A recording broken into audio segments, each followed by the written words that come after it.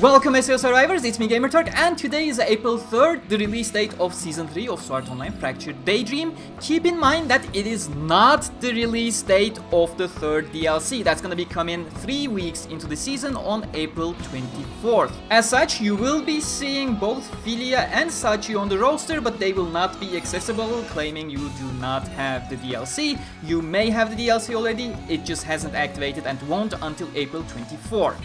With that out of the way, we have a huge patch note. We have new boss, new map. As far as I'm aware, I just skimmed over it real quick. We have a bunch of other things, including the consolidation of the matchmaking servers as well, which should smooth out your matchmaking worries to a certain extent. But there's also a bunch of stuff that I have been quite vocal about in both Season 1 and 2. And sadly, it appears I will have to continue being vocal about it, because I truly do believe that is the main issue that's stretching the players way too thin. Okay, let's go through the patch notes. We'll go through the system and gameplay stuff first, and then there's also a character patch notes section, which I'll just have a brief go through at the end of this video. I will share my opinions one by one per bullet point, so if you're interested in a specific thing, stick around. If not, I will chapter the video accordingly anyway, so you can generally skip over to where you are more interested. We have 3 new stories. This is referring to the side stories, or other additional stories, that you will find over here somewhere. There we go. In the added quests, you just go down and there are 3 new additional stories. DLC 3 on April 24 when it's arriving. It's gonna arrive on the DLC 3 tab, of course. We're gonna have a bunch of things here. It's gonna be probably 5 DLC stories here, unless they change their structure. But DLC 3 will also feature an additional post story as well, some onsen talks or something. We haven't heard much of it just yet, but it exists. But this is a patch notes video, I'm just getting derailed over here. Player rank limit has been increased from 130 to 150, which was expected. Not great in my opinion. That's one of the causes of the player base getting stretched way too thin. That is affecting another problem, that is the actual cause, but I'll get to it in a bit, it's right there. Character rank increased to 130. This is the first time they are increasing character ranks. I do not know if there are additional actual rewards to be earned beyond 100. I haven't gotten there yet in any of my characters, but if you do know, please do let us know as well in the comments. Boss rate added to co-op quests. What? This has to be a mistranslation. It's probably boss rate and co-op quests added in World Tier 5, I would imagine. Or maybe just confusing structure. 1 boss rate has been added to World Tier 5. As far as I know, that is confusing. Kagachi the Samurai Lord added to World Tier 5 co-op quest. There we go. Toxic Ruins. World Tier 3 co-op quest, Ruins of Truth and Lies changed to Toxic Ruins. Did they just get rid of Ruins of Truth and Lies in general? Because that was extremely imbalanced. Where you spawned in the entire thing affected way too much of your actual progression. If that's been their solution, that's gonna be really fun. No, Ruins of Truth and Lies, it still exists. They're just adding one to the earlier ones. That is a good choice. That is a good choice. What's not a good choice is, I will inject my very blunt opinion here, World Tier 5. I think that's basically kinda sorta committing suicide at this point. It's really blunt, but we now have 15 playlists for co-op quests across the entire spectrum, and we now have 5 different playlists in the boss raids in the entire spectrum. The problem since the beginning has been spreading the player base across way too many different playlists already, with playlists not offering any meaningful differences on this front. And now that we have World Tier 5, an additional boss raid, and 3 new co-op quests in World Tier 5. Oh, that's what that bullet point meant. Okay, that actually makes sense now. Either way, way too many playlists, and the range of the playlists are just getting larger and larger and larger and larger. And to be frank, the only reason we are getting more playlists, because we're not getting a significant amount of content to receive 3 new playlists in co-op and 1 new playlist in boss raids to actually sustain that addition. The only reason is that we're getting the player rank upgrades every single season, and that's just World tiers are literally just here to justify the existence of the player rank grind, and once everybody reaches to 150, it's great. Everyone just runs World Tier 5s anyways, so it doesn't lead to any significant problems. However, one, this actually kills the game entirely for new coming players, because when you have 5 playlists and only one of them have the optimal rewards, well, guess who's gonna run World Tier 4? Guess who's gonna run World Tier 3? Guess who's gonna run World Tier 2? Guess who's gonna run World Tier 1? Newcomers are gonna be here trying to run World Tier 1, no one's running it, they can't even level up, they're just stuck, they leave the game. Stop. We need consolidation of playlists. Even at launch, 3 different boss raid playlists were too much. Even at launch, 9 different core quests, way too many. Impossible to spread your player base, especially when the optimal one is not even the number world tier number. The optimal one is just the last one. That's it. So please, just get rid of world tiers, find an actual long-term grind, a long-term commitment rather than the player rank, because player rank is forcing you to have more co-op quests to justify the player rank, and that's just killing your player base. That's all I have on this topic. And now we can actually move on with the rest of the patch notes. That was the serious stuff. I don't think I have any more serious stuff to say. Hopefully not. We'll see.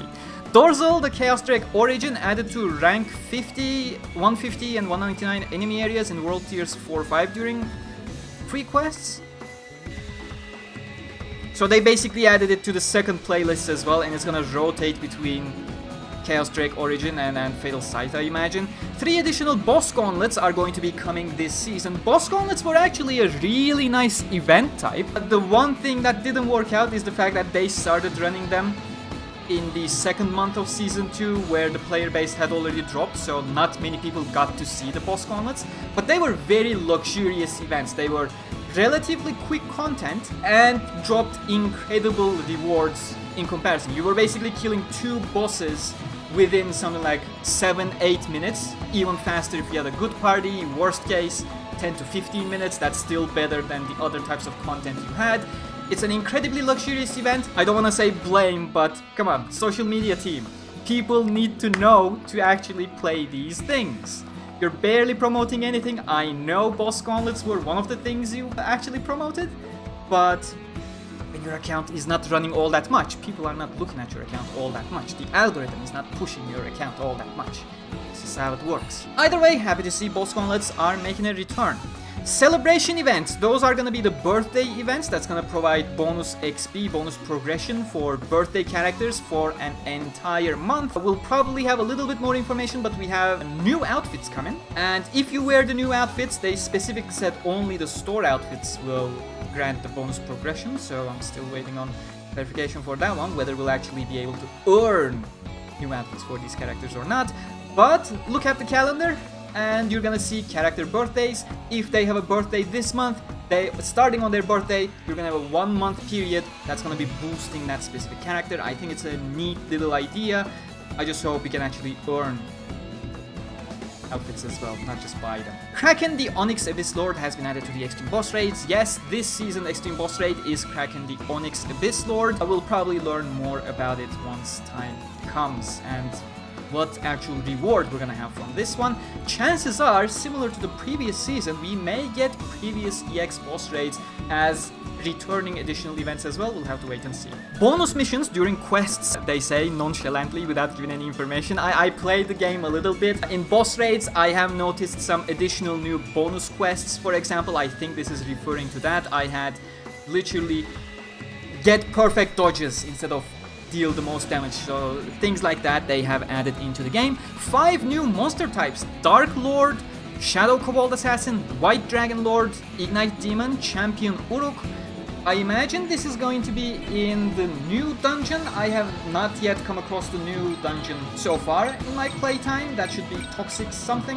Where is that? Toxic Ruins? Yeah, I didn't play World Tier 3 because that's not what I'm prompted to play. And the next Toxic thing is on the Tier 5 final one. I just recently unlocked it, but I haven't been queuing up for it. I'm just doing 8 requests because otherwise it's going to be hard to find players even at the beginning of a season when it's stretched to an entire spectrum. I'm just just repeating myself. But it's good they are highlighting the new enemies they are including. Either it's gonna be in that new dungeon, because I imagine the new dungeon is the new story location in DLC 3 as well. But it's nice they're highlighting these because people keep coming up with, oh, there's no content, there's no content, there's no new things. There are new things, they're just not advertising any of them, weirdly enough. Tower of Determination, floor 16 to 20 has been added. I have never played Tower of Determination, but I have to do it at some point. I think it's one of the trophies that requires it. Additional new weapons, additional legendary effects to equipment. I hope they say more about the things that they added in the next couple slides, we'll see. Additional effect sphere dismantle options.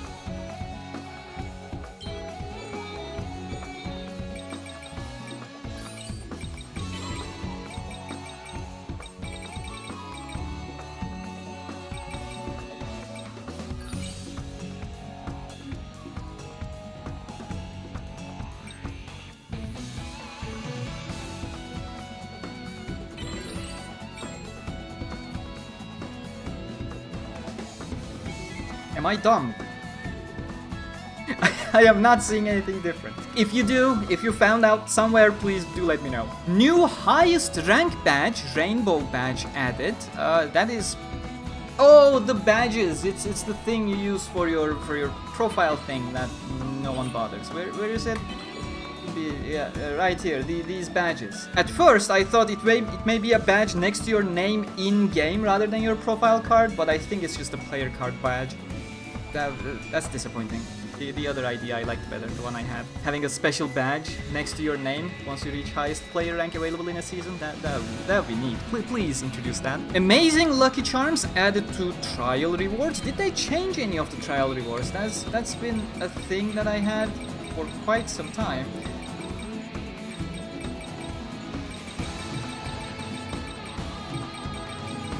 No? Oh, there's a third tier now. I see what they mean. Okay. They added the third tier in.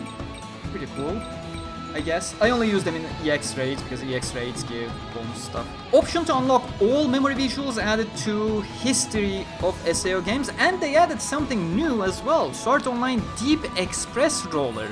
I have no idea what that is, but when I read the patch notes, I really wanted to have a look. Let's see, history of SAO games. Is that Deep Explorer? I think it is Deep Explorer, the arcade game. Why did they say it's Deep Express Roller? Deep Explore. Oh, that's great. That's great. Deep Explorer. They went with Deep Express Roller. Beautiful. Bug report. Translation error. It should be Deep Explorer, guys. Good stuff. But yeah, now we can actually get a little bit more minor bonuses, and we have some really nice gallery images here as well. I can instantly unlock them probably. I have, 100k. Yes, go ahead and instantly upgrade them so you can get enhanced attack and all those kinds of stuff. That's neat. There's even more. We have cards. Ooh. Please go ahead and add the mobile games as well. That would be lovely. Good stuff. Just Deep Express Roller. That's hilarious. Genuinely funny. Added mute functionality to emotes and stickers via options. Cool. Can you now remove the spam limit? Since it can be adjusted on an individual level now. Please remove the limiter. Please let us spam the emotes if you want to. Sticker registration and additional loadout functionality.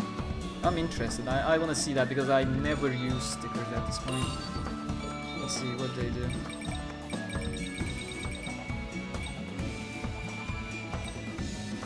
What did they change? I have no idea. I don't see anything that changed.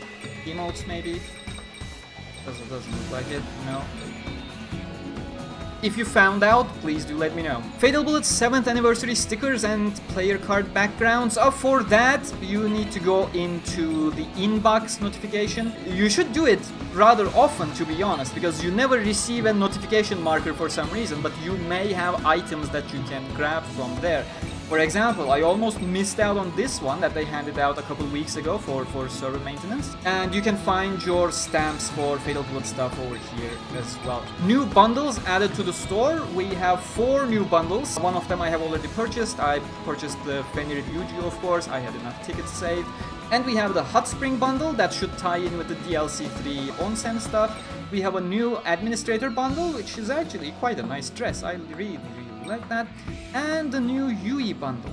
By the way, Eugeo outfit that comes with new voice lines and a unique ultimate animation for Eugeo. I know Fenrir Eugeo is already famous enough, but if you're interested, it's a nice pack.